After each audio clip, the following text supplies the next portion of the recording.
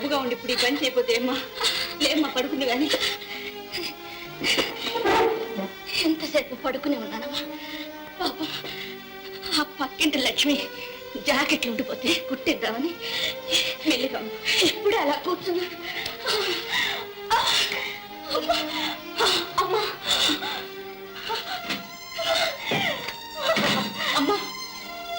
అమ్మా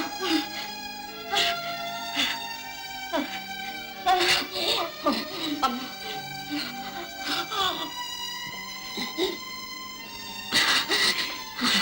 డాక్టర్ ఏం చెప్పాడమ్మా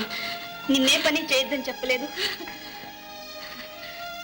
డాక్టర్లకేమమ్మా పని చేయొద్దంటారు పళ్ళ రసం తాగమంటారు గాలి వెలుతురు వచ్చే భావంతుల్లో ఉండమంటారు మనకెలా సాగుతుందమ్మా గీత నీకేమైనా పని దొరికిందా లేదమ్మా తిరిగి తిరిగి కాళ్ళు అరుగుతున్నాయి కానీ పని మాత్రం దొరకటం లేదు పోనీలేమ్మా ఇవాళ కాకపోతే రేపు దొరుకుతుంది అంతవరకు ఇలాగే 4 బట్టలు కుట్టుకుంటే మనకు తిండి గడవకపోదు అమ్మా ఇన్నేళ్ళు నువ్వు కష్టపడి నన్ను బిఏ దాకా చదివించింది దేనికమ్మా ఈ గుండె జబ్బుతో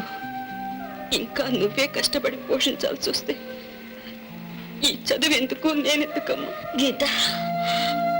అలా అనకమ్మా మీ నాన్నే అయితే నిన్ను ఎంత అపురూపంగా పెంచుకునేవారు నేనుండి ఏం లాభం నా కడుపును పుట్టినందుకు కష్టాలు కన్నీళ్లు తప్ప నీకు నేనేమిచ్చాను చదువైనా చెప్పిస్తే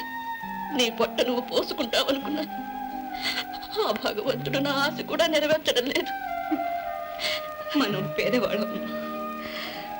ఆశల్ని పెంచుకుంటూ అవకాశాల కోసం ఎదురు చూడటమే మన బ్రతుకు గీత నీకు ఉత్తరం వచ్చిందమ్మా